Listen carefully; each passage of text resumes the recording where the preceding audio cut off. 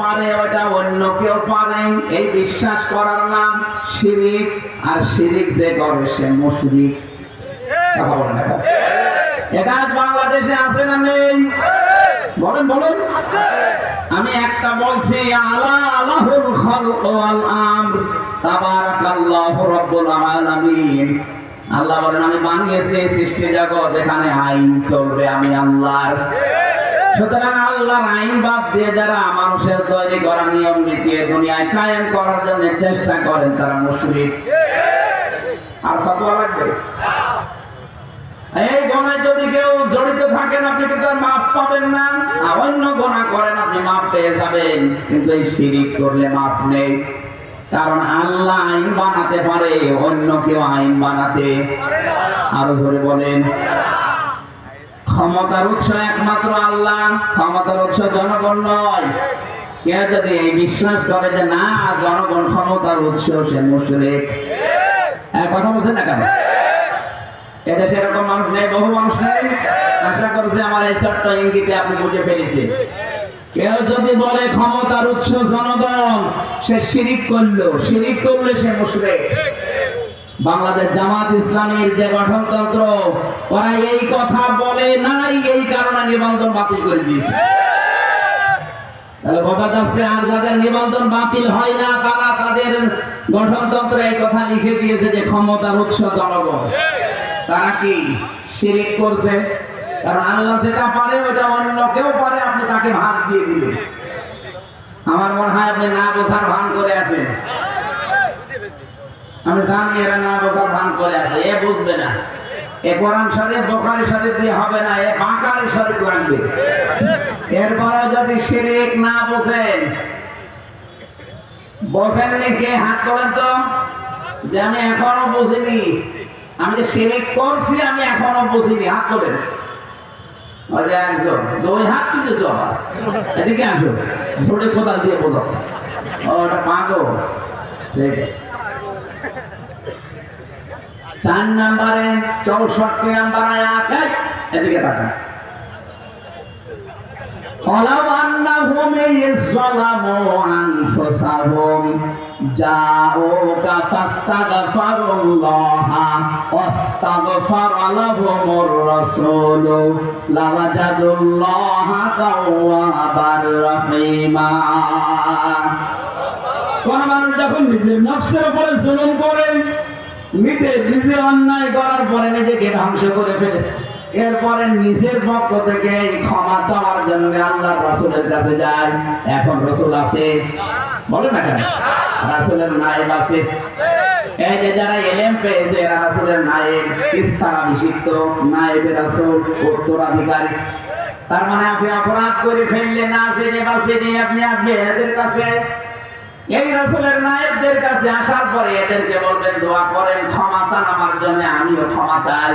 আল্লাহ পাক বলেন এটা যদি কেউ করে সে যেন আমাকে গফুরুর রহিম হিসাবে পাবে। বলেন সুবহানাল্লাহ। নবীজি এটা পেয়ে সবচেয়ে বেশি খুশি হয়েছিলেন। 3 নাম্বার 5 নাম্বারটা 110 নাম্বার আয়াত সূরা নিসার,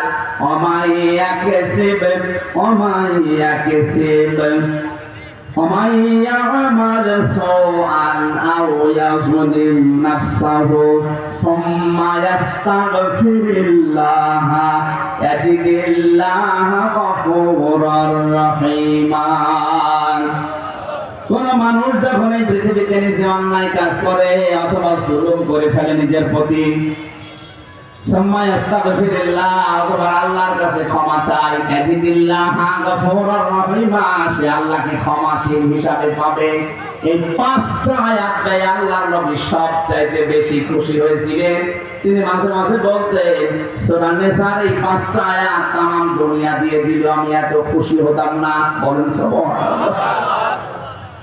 সেখান থেকে মাত্র একটা আয়াত আমরা পড়লাম, কোন মানুষ যদি নিজে অপরাধ করে, পাপ করে, পাপটা নিজে করে, অপরাধ নিজে করে, আর একটা নিরপরাধ মানুষের উপরে দোষটা চাপিয়ে তার বিপদে ফেলে দেয়।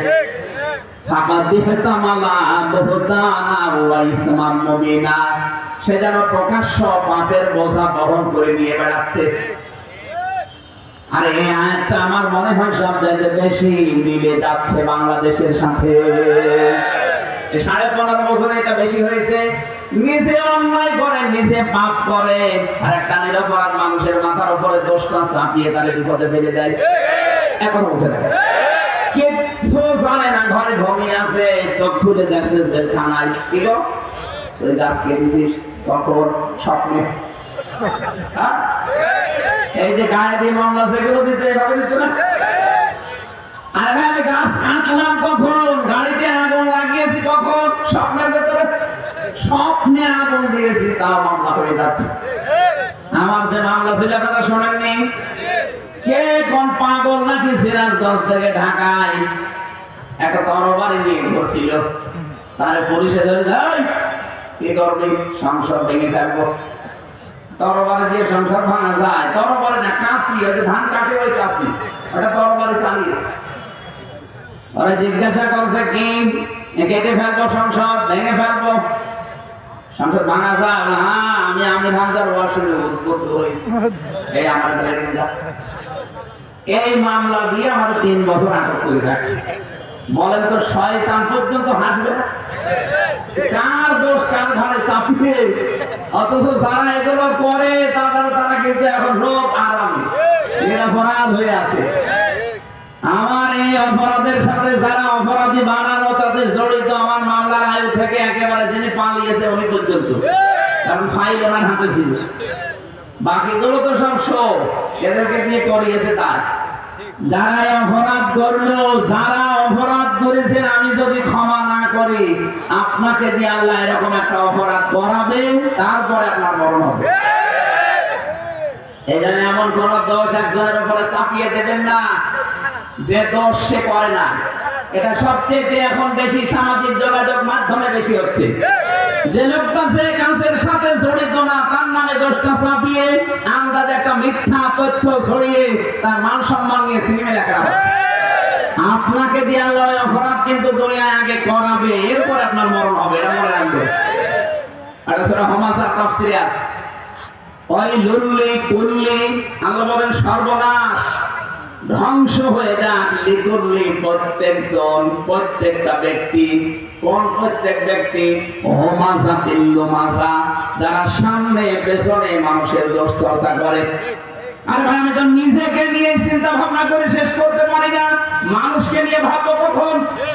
আর ফেসবুকে যারা লেখালেখি করে, দেখেন নিজের ভেতরে হাজারো দোষ, সেটা খুঁজে পায় না। কোথায় কোথায় কোন জায়গায় কি হয়েছে সেইটা নিয়মে চলতেছে। নিজের চিন্তায় তো শেষ করে সময় শেষ করা যায় না, অন্যের পেছনে লাগে কখন? মাওলানা মিজানুর রহমান আজহারি এটা বেশি বলে যে, ভাই আমার নিজের চিন্তায় তো আমি সময় দিতে পারি না, আপনার পেছনে সময় দেবো কোথায়?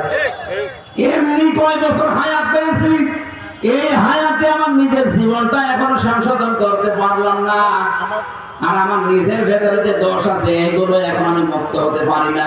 আমারই 5 বউ, আমি 1 বউ আমার পেছনে লেগে বসে আছি। আপনি দেখেন ফেসবুকে যারা এগুলো ছড়ায় বিভিন্ন মানুষের নামে, ওদের চরিত্র ঠিক আছে? একটারও চরিত্র নেই। আমি সেই কয়েকজনের নাম বললাম না, জানি দেখি এগুলো মানুষের পেছনে লাগে, এদের একটারও চরিত্র ঠিক নেই। চরিত্র ঠিক নেই মানে শয়তানের তাই তো খারাপ। ফামানি বেতাকা বড় আদালিকা ফাউলাইকা হুমুল আদুন, এক কোরআনে নেই? কয়টা আছে?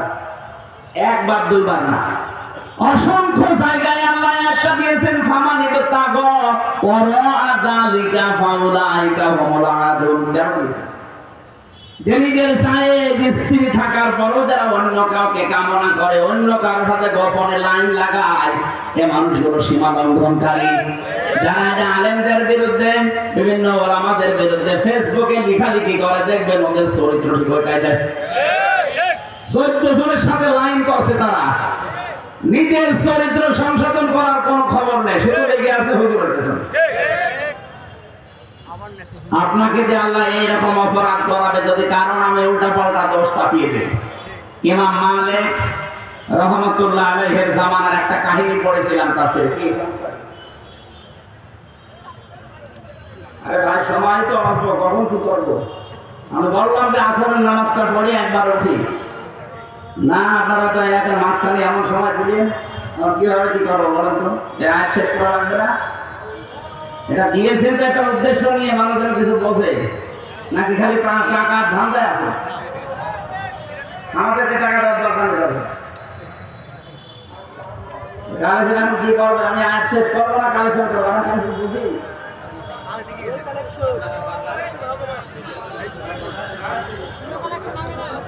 এমনি যে এখন আর 15 মিনিট পর যখন নামাজ পড়বে, আমি আয়াতটা শেষ করবো না।